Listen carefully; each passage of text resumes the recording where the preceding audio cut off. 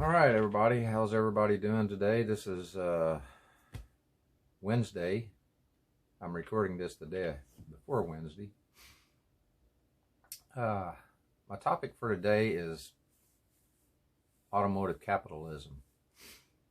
And before you get all wound up, if you're not a capitalist, before you get all wound up and start to like, oh man, those capitalists, all they do is destroy the earth and humans, that's not true. So, a number of years ago, I'd say about 15 years ago, after studying capitalism, I'm no authority on capitalism.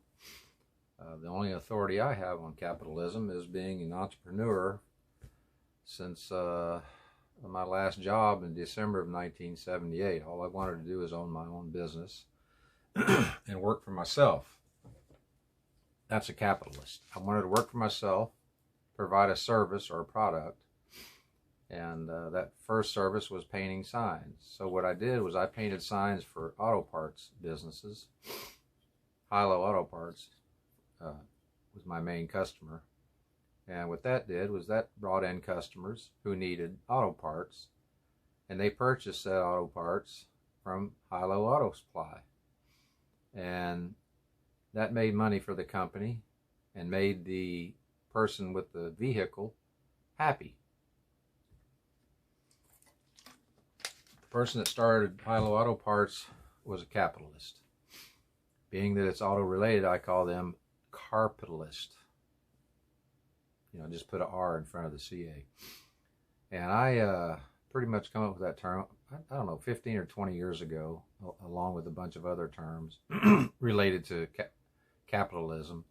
So basically, carpitalism, or a carpitalist, I'm a carpitalist. 90% of my business had something to do with cars. We are capitalists, and the good capitalists. We don't want to be capitalists to do harm to humanity, harm to the earth, harm anyone. All we want to do is make money, and if we're making money, then someone else is making money off of us, and that's how it works. It's a big circle.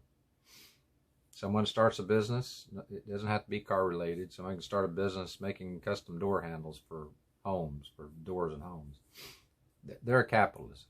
They start a company, they provide a service, they make money, they employ people, they put back into the system, back into humanity, and they help people grow. They pay taxes. People benefit from that man or that person or those people that started that custom door handle business. In my case, this right here, this is carpitalism. Think about this, and a lot of people don't think about the money that is generated from cars. My last, and I've posted this on my sites, social media and what have you. The last I looked, it's estimated, because when you start getting into the trillions, it's hard to pinpoint an exact dollar. It's around 2 trillion. I have read that it's as high as 5 or 6 trillion, especially with all this EV business going on. I'm saying, well, they're going to put a dent in the I read the other day that said the $7 trillion internal combustion engine business, which I don't know. They may put a dent in it, but they're not going to completely shut it out. For instance, this was a couple of years ago. I think this was in 2019 when I did this. Audio, 5.8 billion. Interior, 34 billion. Electronics, 27 billion. Glass, 5 billion. Engine parts, 307 billion. The engine, gasoline engines, is what people want to get rid of. The ignorant people. Lighting is a billion. Just lighting is over $1 billion. Brakes, 12 billion. Transmission, 42 billion. Paint, we're talking about just paint materials. We're not talking about painting cars. This is retail. This has nothing to do with services. Paint, 9 billion. Chassis and suspension, 16 billion. Wheels, 32 billion. Tires, 19 billion. Fuel, 150 billion. These are U.S. figures. So they're estimating, okay, this was 2018, is around $1 trillion plus another 2 trillion. So it's big. It's a big industry. And this is not counting like the specialty aftermarket, which I'm involved with, like custom cars and hot rods and street rods and resto mods and performance, which is right now the specialty aftermarket. Last time I looked, before this crazy thing came out last year, it was around 50 billion maybe. I think exact number is around 48 billion. That's just retail. That's not counting John's custom shop down the road here that's pulling in, 500,000 a year, which is just him and one other helper. And then, like I mentioned the other day, a hot rod company that builds chassis and builds cars, there, he's going to pull in 20 million this year. So, there's a lot of services, carpitalists, who are bringing in, low and mid and high seven figures. So if you own an automotive business, you have to think of yourself as a carpitalist, and the reason is because that gives you purpose. When you have a purpose, what am I? Am I just a plus auto parts, and that's my business? No, you have to think of yourself as a carpitalist. You're a person that puts back into the system. Okay, now, you know me, I have to look at my points of reference here. Now, there was an article that came out in a magazine last year talking about the families. Move this around here. I didn't want to put it too close to my face because now I'm getting old and I look pretty funny. The families that own automotive businesses and how many billions and billions they bring in. There's a lot of wealthy families that own automotive businesses. Some of them started out, some of their relatives started the businesses, and of course the heirs ended up with the businesses. And these companies are worth billions of dollars, and they put back into the system. They make money. They provide millions of jobs. Carpitalists, small automotive businesses, a small carpitalist, and then you get the large ones, that provide thousands and thousands of jobs. You take companies like in Detroit. I watch a lot of business programs on TV, and there was a minority, a black man.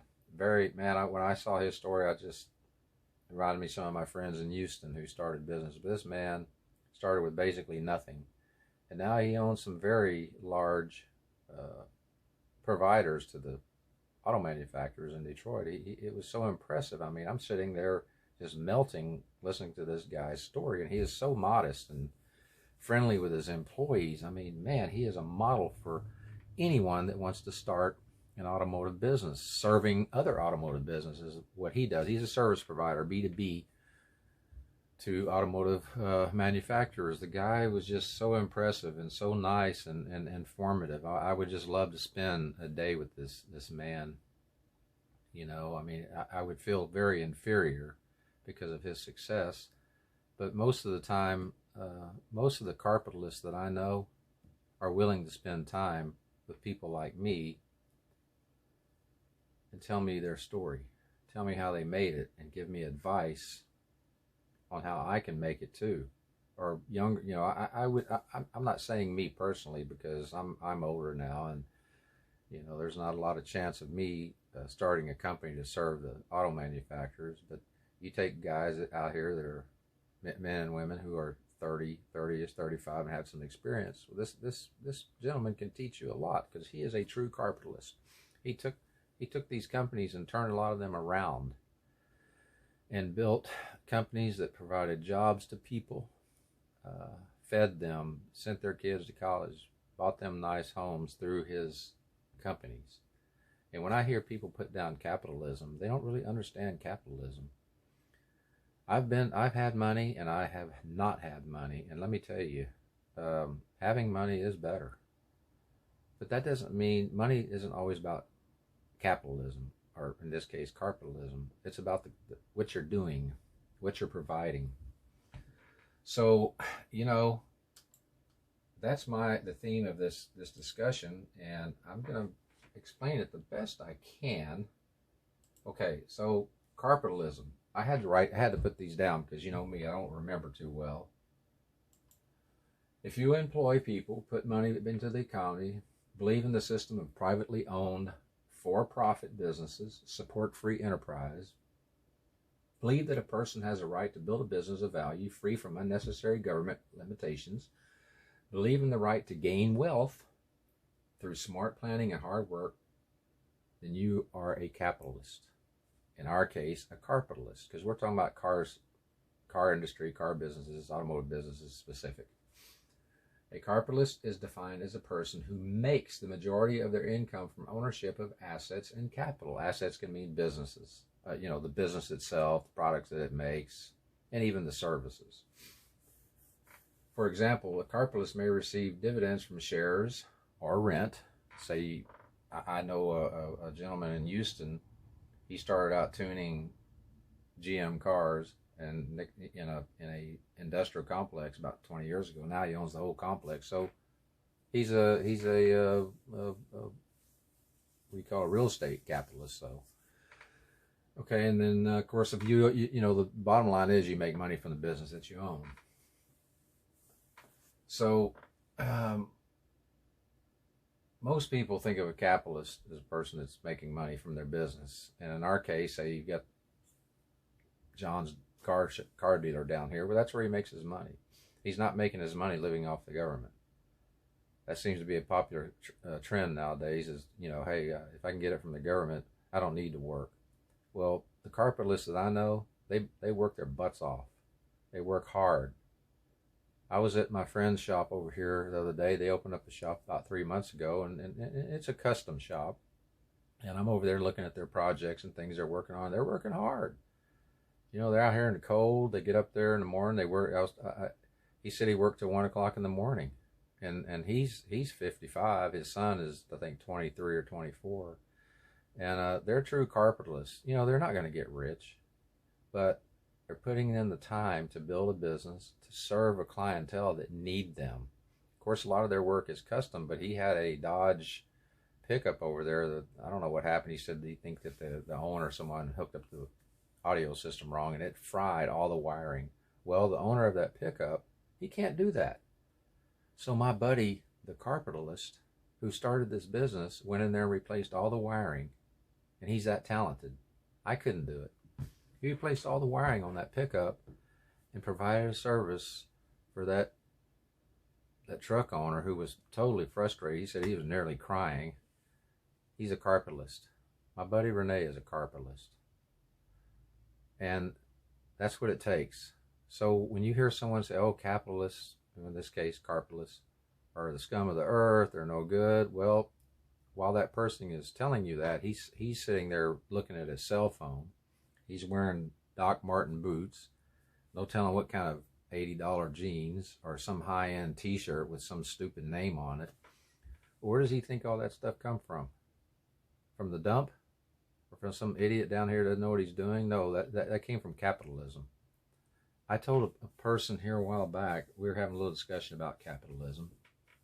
We were talking about cars, and I'm into the big high-end hot rods and customs. I mean, I like everything. I have pinstriped the worst looking cars on earth, and I've pinstriped the best looking cars, and actually the worst looking ones I had more fun with. So we were talking about high dollar cars, and he goes, so you have customers that buy high dollar cars and build? I said, yeah. He said, you think they could use that money better? I said, what do you mean? He said, well, you talking about this person over here spending $350,000 on a car. Why can't he send that money over? And I said, well, why would he do that? He said, because to help people. I said, why don't you get up off your AWS and you go out here and earn the money this man earned? This guy had a stairwell company. He built custom stairs for mansions and offices, and he sold it and made a bunch of money. I said, this guy is 75 years old, and he's still living. He's spending money on his dream. I said, he worked in that business almost 50 years. I said, how old are you? He said, I'm 42. I said, what have you done? Well, I'm unemployed right now. I said, there you go. There you go. And I said, where's that money coming from that you get from the government? From the government? I said, no, it comes from us, people like me that are capitalists. That money just doesn't come out of thin air. I said, my wife works a job. She works very hard. And I said, her tax money pays you, buddy. I said, so next time you want to put down capitalism, you need to think twice about what you're saying. Do a little research. Yes, it's like everything on earth, whether it's religion, politics, businesses, humanity, there's a lot of bad stuff, and so is capitalism. There's a lot of bad stuff in capitalism and carpitalism. It's just the way it works. It's a odd and even thing. It balances things out. So yeah, so here we go. Now I have another one here called Carconomics, which is economics. Carconomics is the study of the automobile and society as a whole. Its usefulness, its danger to society, its design, development, production, costs associated with building, distributing, and selling, its value among households, businesses, individuals, its long-term vulnerability to future change, the income of consumers, use in industry, value with the context of human needs, cultures, along with other life usefulness. Carconomics is driven by two forces, demand and or need versus want, and supply, where consumers deal with the demand and the producer deal with the supply. So I'm a carconomist a bit. I don't really know that much about economics, but I'm learning. And, the whole capitalism thing is really based on carconomics, what is being done with the vehicles, how it's made, who's buying it, what they're doing with it. And it's pretty simple, basically. Without cars, now, yes, 150, 200 years ago, they didn't have cars, but they did have wheeled vehicles to get people around, which started, I don't know, I'm thinking that, I know wheeled vehicles were before the Romans. You got your chariots, and I'm sure some sort of buggy, where, I don't know exactly where the wheel came from, but, so, as long as, history shows as far back as man kind of came to his senses and said, hey, that rock or that round thing is rolling down a hill, maybe we can use that for something to transport us and whatever we need transported. Well, when our car, which is short for carriage, the carriages came along, and I striped a 14th century carriage one time and a hearse, and they had wheels on them. Well, they were carriages, so basically they were cars. So capitalism was back then too, I mean, there hasn't been a lot written about it, but you have to think of it like this. To me, capitalism has contributed to society so great. I mean, when you look at the economics of it, I would say since the beginning or the rollout of, Ford came out with mass production in the 1900s. I think it was 1908 when he really started producing them, and he had the assembly line a few years later. I don't really know. I've read it, but I don't remember. That was capitalism at its best. Yes, they had their problems, especially when they're unionized, but they got through it. They got through it because a true capitalist owned that company and was running that company, as with his son and his managers. And no matter the discussion about issues and problems, doesn't matter what you do. Hey, a household that is you got the husband and wife, the kids, there's going to be issues. So no matter what household you have, there's going to be issues. Well, there's issues with capitalism too. But I'm not talking about that. I'm talking about the benefits. I was reading a book here a while back about automotive design. Now, I'm big into the design factor of automotive, the aesthetics, the prettiness of it. And they were saying that after their study that since the turn of the century, of the 20th century, when people were having coach-built cars done, they said since then, they estimate that just the aesthetics, the overall design of the vehicle, which, appeals to the eye and the senses, it has contributed billions of dollars to the economy. Just the looks of cars. Well, who came up with that? A capitalist. A person that said, hey, I see an opportunity here. Hey, these people want custom built bodies. They're getting their chassis from some company. And I think we can make some money at it, because most of, 99% of the time I've noticed, a lot of people think, well, I just want to start a company. I don't care about the money. If you don't care about the company, your company isn't going to start. A true carpetalist knows that he's starting a company to make money, because without the money, you won't last, no matter how nice your work is. A true carpetalist starts a business and makes that business work to serve the public or serve a business. That's a carpetalist. Okay, let's see what else I got here. I got some other stuff. So I've come up with some ideas. This is a little design here. You know, I've got several little business entities going. None of them are making any money. But, you know, my HCK, that's started out Hartman Custom Cars, Hartman Custom Consulting, Hartman Custom blah, blah, blah. Well, you know, just some playing around some things here. And that's what I do to keep my mind occupied. I've been thinking about starting a club, the Carpalist Club, or Carpalist Society, I'm not really sure. And it is specifically for carpalists who want to communicate, peer-to-peer reviews, talk about business, talk about company, and it's mostly financial. You know, when you get with car guys, you know, just your normal car guys that aren't really in the car business, they don't think of the financial end of it. I do, because I'm in business and I know how things work. If you don't pay attention to the finances, I've learned this from experience. You don't pay attention to the finances, they'll disappear. A true carpalist is a person that owns an automobile business or invests in automobile businesses.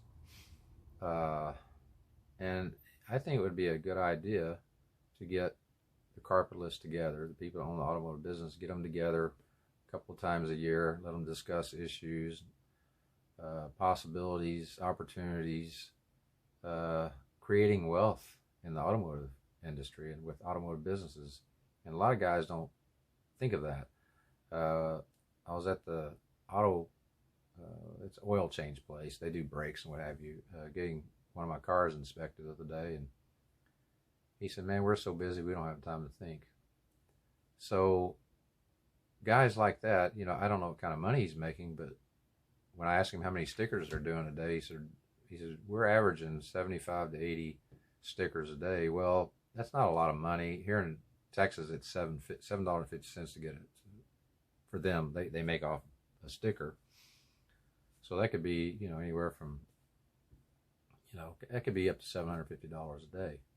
It's not a lot of money, but it would pay the overhead. That sticker would pay the overhead of the business, and they only have one shop. And I said, man, that's unbelievable. He said, man, we just don't have time for anything. Well, I'm thinking about that owner. I came home thinking about him. If he could come home in the evenings or early in the morning, and I had some sort of video series or some peer-to-peer group getting together and discussing business issues, you know, just general. Because when you think about it, overall, whether you're redoing brakes or paint body work or even customizing, that person that needs that brake job done is as important as that guy that's spending 150 grand with your shop, because they need the brakes, but they want to drive their car. I haven't met too many people that do not like their car or are not in love with it. So all of us service providers and retailers and manufacturers and what have you in the car business, carpetalists, we have to think similarly. We have to think of the psychology of our customer, and most of that revolves around the necessity of the car, the love of that car, and the passion that they have for their car. And when they come to our place of business, we have to think, well, I know they need something, and it can become a serious headache. These people coming in and out, in and out. Well, yeah, I just wanted a sticker on my car. I wanted to make sure it passed. I didn't care about how my car, you know, I wanted to make sure everything worked. And then once I got in it, I was loving my car again. Because you're worried about that. It's like, you know, when you go get a sticker, it's like going to get a checkup. You know, how many people really like to get a physical checkup at a doctor? I don't know that many people that do. I knew one guy, he loved it, man. He couldn't. I think something was kind of weird with him. He'd stay in for 2 days. But going to have your car inspected is kind of like a physical. You know, you hope you pass, because when you pass, you can walk out that door a happy person, But these are carpitalists. These are people that believe in capitalism, and they're part of the overall economy. They're the people that make everyone that own cars, make them happy, keep them going, keep cars rolling. And that's really what it's all about. Here's my little logo here, Carpitalist Club, for those who create and grow wealth within the automotive industry. And there's a bunch of them. There's a bunch of automotive businesses that keep a lot of people employed. My last guest is millions. When I hear politicians or these special interest groups, and I've mentioned this before, talk about getting rid of our gasoline and diesel engines, I think, you know what? What a stupid idiot. What an idiot. Yes, EVs will eventually create wealth, but right now with all the controversy, you know, we have to get over that hump, and I'm okay with that. Hey, I would like to have a Tesla myself. You know, I'd do some customization to it and probably lower it and maybe do some crazy pinstriping on it. But as far as that, that's about all I can do. I can't hop up the motor. You know, I really can't. I mean, they're pretty quick as is, but you know, where's that sound at, man? That, to me, that sound is part of the capitalist attitude, mindset. So, you know, there's a lot of wealth that has been created. I'm going to say trillions of dollars, and there's a lot of wealth that will be created, because as far as I know, we're not going to start walking anytime soon. We really aren't. So capitalists will be needed from here, as far as I know. I mean, in my lifetime, they will be. Okay, now here's another thing too. I was reading something one day about, you know, free money, free college, free this, free that. Well, let me read this. The way to eradicate most poverty is not through inflation or share the wealth schemes, limiting new business ventures, and socialism, but by the exact opposite policies. By the adoption of a system of private property, more free trade, more free markets, and free enterprise. The automobile is one of the largest opportunities on earth. Yes, change is always coming out of the auto industry, but change brings forth new opportunity and wealth. Capitalism, creating opportunity and wealth within the trillion-dollar economy. Okay, I'll give you an example.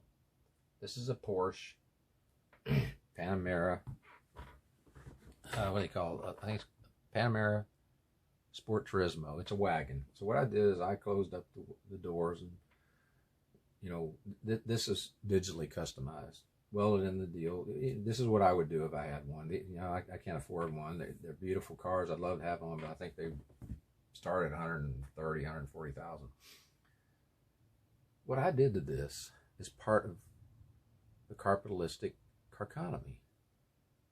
I do this because I'm a capitalist. I want to build something here that will bring in money for me or for my clients. Okay, say I have a person that's a Porsche lover, Porsche aficionado, and he says, hey, I have a Porsche dealership. You know what I want to do? I want to build a car that will market and advertise and promote my dealership. Well, this would be perfect. Make this little, you know, in some countries it's called a panel van. Here in the United States it's called a sedan delivery because it's based on the car. Build him one, paint it some crazy color, or he may want something that reflects a Porsche. Now Porsche has come out with some pretty crazy colors. And put his company name on the side.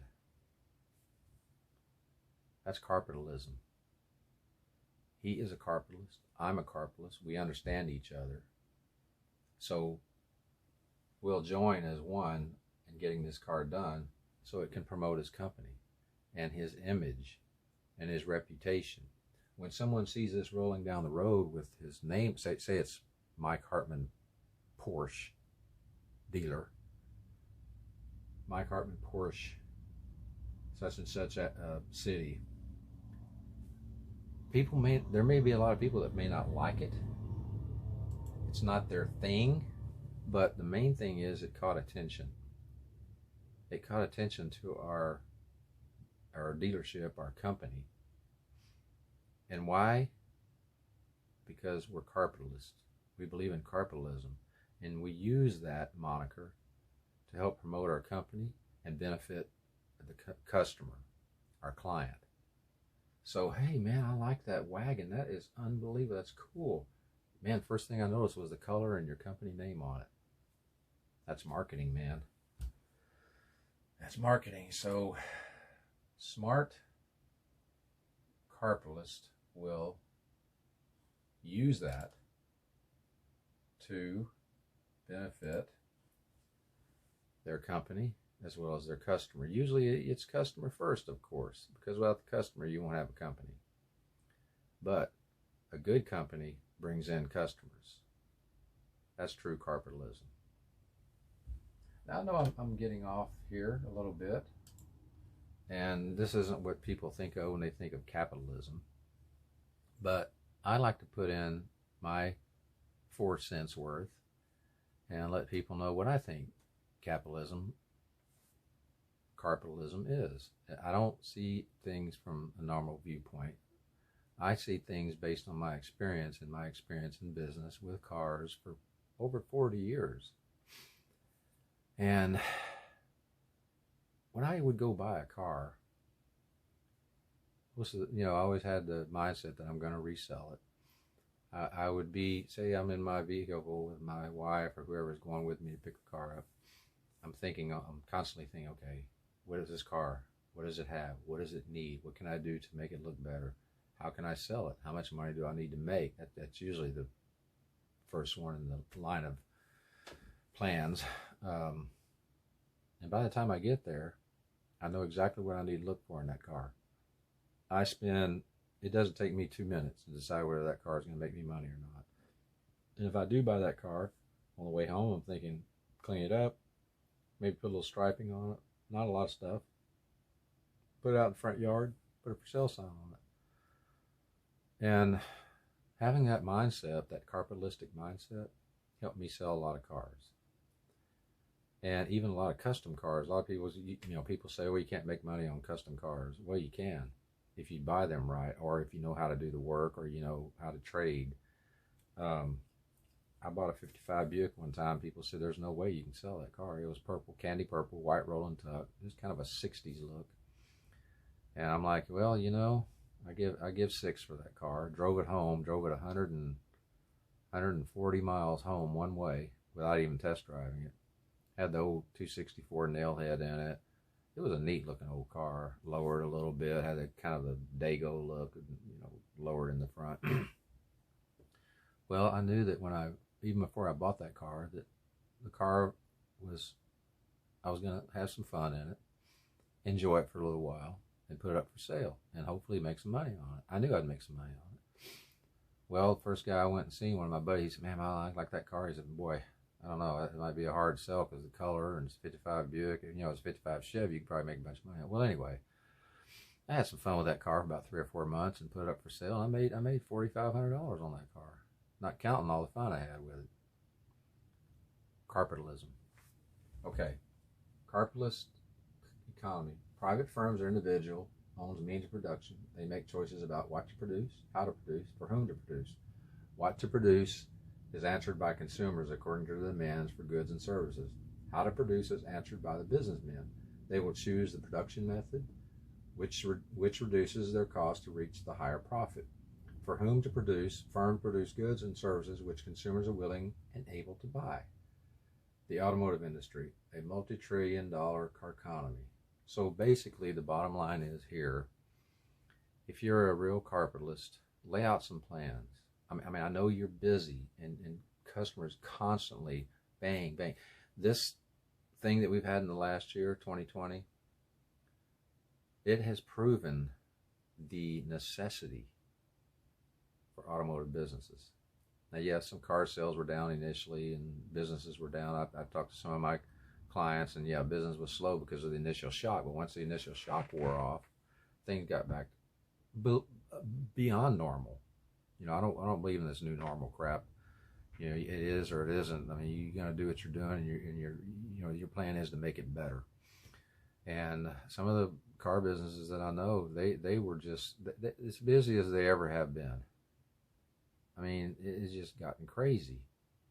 So some of them have done is they've stepped back, looking at the whole situation and saying, okay, what can I do to make this business continue growing and serving my customers, and things that I can offer them? Because if you don't offer your customers something new, something better, something that makes their life easier, you're not a real carpitalist. You're just in business. And the thing about business is, you know, you work on your business every day. It's just like your body. When you eat, you look at what you eat, you look at your exercise, you look at how you feel, because you're paying attention to your body. Well, you have to pay attention to your business the same way. That's the whole bottom line of being a carpitalist. You see the whole picture, and you pick details in that picture, things that are needed for your company to make it better. So the next time you take that picture, you'll know what to look for, and you'll know what the details are. I know I'm getting off here a little bit, but I'm just using some illustrations, and that's what I do. So basically, what we need to do is focus on your business and think of that word carpitalism, carpitalist, carconomy. How can you be the ultimate carpitalist? Think about it. So in weeks to come, I'm going to try to get a little more detailed. I'm going to try to make a little bit of a script. And of course, I'll be reading from the script because I can't remember everything. My memory isn't as good as it used to be. But I do know this for one thing. I know this video is a little bit long, but if you're in business and you care about your business and yourself and your family and your fellow man and consumers and your customers, well, owning this mindset of carpitalism, I think will help. I think it'll help. And I'm going to go through some of that. I'm going to give some pointers on how to help you become a better carpitalist, how to promote your company better, and some ideas. I'm going to keep doing this because I'm a carpitalist. I love cars. I love business. And I like to combine the two. And my point is to help you, to help everyone become better automotive capitalists. So in my YouTube, if you're watching this, remember, I need to mention this because I always forget, and I know all the big time YouTubers do. If you're on a phone, I think the subscribe is right down there when you go to my YouTube. It said subscribe, and then on a PC, like here. I'll tell you what, let me do this so I can show you. Let's see here. I'm almost done here. I'm making this quite long. Right here, here's my moniker. Okay, my channel. So if you go to one of my YouTube, you see right here. Hold on a second. See this right here? Right down here is my little. Let's see here. If you can see that down here in the right corner is my image. And when you click it, when you do that, it'll say subscribe. So that's a PC. So anyway, this is it for today, and I'm going to keep doing the art thing, of course, because I enjoy doing that. And a lot of times when I'm doing art, I actually think better and speak better because it's more free flowing. Never was too formal at anything. So anyway, I hope you enjoyed today's 40-minute video, and please bear with me because I think we can all learn from each other. And like I said, I'd appreciate it if you'd subscribe and like, because I need the money. Okay, thank you very much. Y'all have a good day.